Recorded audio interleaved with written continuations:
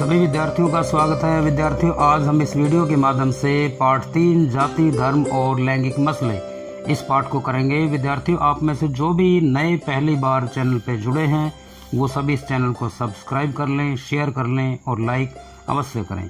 तो आइए शुरू करते हैं। सबसे पहला प्रश्न है, स्त्रियों के साथ किए जाने वाले भेदभाव का मूल आधार क्या है? आंसर है प्रचलित रूढ़ियां व सामाजिक मान्यताएं। अगला प्रश्न, लैंगिक विभाजन की पहली पाठशाला क्या है? आंसर है हमारा परिवार, हमारा समाज, जहां हम लड़कियों के प्रति उपेक्षित नजरिया सीखते हैं। अगला प्रश्न, महिलाओं के अधिकारों की मांग उठाने वालों को क्या कहा जाता है? आंसर है नारीवादी। अगला प्रश्न, सामाजिक जीवन में महिलाओं की अच्छी भागीदारी किन देशों में पाई जाती है? आंसर है नॉर्वे, स्वीडन और फिनलैंड। अगला प्रश्न, समय का उपयोग संबंधी सर्वे कितने राज्यों में करवाया गया? आंसर है 6 राज्यों में। अगला प्रश्न, समय का उपयोग संबंधी सर्वे का क्या परिणाम निकला? आंसर है महिलाएं पुरुषों की अपेक्षा 1.5 घंटा ज्यादा काम करती हैं, इसके बावजूद भी वो उपेक्षित रहती हैं। अगला प्रश्न, हमारा समाज कैसा है? आंसर पितृ प्रधान समाज। अगला प्रश्न, उच्च शिक्षा में ज्यादातर प्राथमिकता किसे दी जाती है? आंसर है लड़कों को ज्यादातर प्राथमिकता दी जाती है।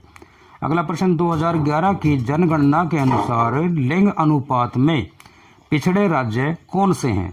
आंसर है पंजाब, हरियाणा, हिमाचल प्रदेश, गुजरात, जहां लिंग अनुपात 1000 प्रति 800 लड़कियां। अगला प्रश्न, लिंग अनुपात में सर्वोच्च राज्य कौन सा है? आंसर है केरल। अगला प्रश्न, लड़कियों के प्रति उपेक्षित नजरिए यानी कि भेदभाव की सोच के कारण लिंग अनुपात पर क्या प्रभाव पड़ा है? आंसर है लिंग अनुपात दिन प्रतिदिन गिरता जा रहा है, अर्थात नकारात्मक प्रभाव पड़ा है और यह गिर के 1000 प्रति 919 रह गया है। अगला प्रश्न, भारतीय संसद में 12% महिलाएं पहली बार कब चुनी गई? आंसर है 2014 में। अगला प्रश्न, महिलाओं के साथ बढ़ते भेदभाव को दूर करने का एक उपाय बताएं। आंसर है महिलाओं का राजनीतिक प्रतिनिधित्व किया जाए, जो अभी केवल स्थानीय स्तर पे 1/3 है, अर्थात इसे संसद के स्तर पे भी 1/3 होना चाहिए। अगला प्रश्न, धर्म को राजनीति से अलग नहीं किया जा सकता, ये विचार किसके थे? आंसर है महात्मा गांधी के। अगला प्रश्न, हमारे देश का राष्ट्रीय धर्म क्या है? विद्यार्थियों, हमारे देश का कोई राष्ट्रीय धर्म नहीं है, अर्थात हमारा देश धर्मनिरपेक्ष राष्ट्र है। अगला प्रश्न, सांप्रदायिकता क्या होती है? आंसर है धर्म के आधार पर लोगों के साथ किया जाने वाला भेदभाव या उपेक्षा सांप्रदायिकता कहलाती है। अपने धर्म को दूसरे धर्म से श्रेष्ठ बताना, यह भी सांप्रदायिकता का ही लक्षण है।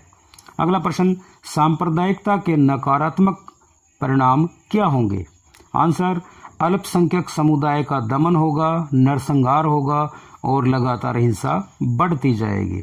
अगला प्रश्न, देश में व्यापक सांप्रदायिक हिंसा कब हुई थी? आंसर देश के विभाजन के समय यानी कि आजादी के समय व्यापक सांप्रदायिक हिंसा देखने को मिली थी। अगला प्रश्न, धर्मनिरपेक्षता का क्या अर्थ है? आंसर है विद्यार्थियों, धर्मनिरपेक्षता का अर्थ है कि देश या राज्य का कोई अपना धर्म नहीं होता तथा सभी धर्मों को समान दिया जाएगा।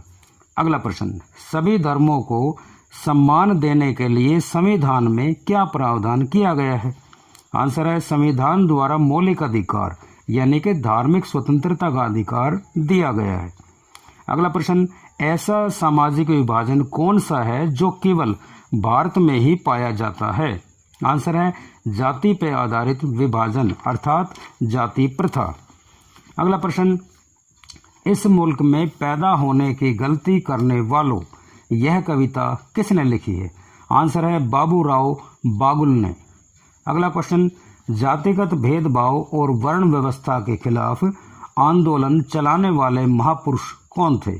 आंसर है ज्योतिराव फुले, डॉक्टर अंबेडकर, पेरियार, रामास्वामी और महात्मा गांधी। अगला क्वेश्चन, अगले 50 सालों में मुस्लिमों की आबादी कितनी प्रतिशत बढ़ जाएगी? आंसर है मात्र 3 से 4%। अगला प्रश्न, जनसंख्या की दृष्टि से अनुसूचित जाति और जनजाति का कितना प्रतिशत है? आंसर है लगभग 17% और 9%। अगला क्वेश्चन, जातिवाद, सांप्रदायिकता, रंग भेद को दूर कैसे किया जा सकता है? आंसर है शहरीकरण, साक्षरता, शिक्षा का विकास, व्यवसाय आदि को बढ़ा करके और साथ ही व्यवसाय चुनने की आज़ादी आदि प्रयास करके जातिवाद, सांप्रदायिकता और रंग भेद को दूर किया जा सकता है। तो इस तरह से विद्यार्थी ये थे इस पाठ के महत्वपूर्ण प्रश्न। नेक्स्ट वीडियो में जल्द मिलते हैं, तब तक के लिए थैंक यू।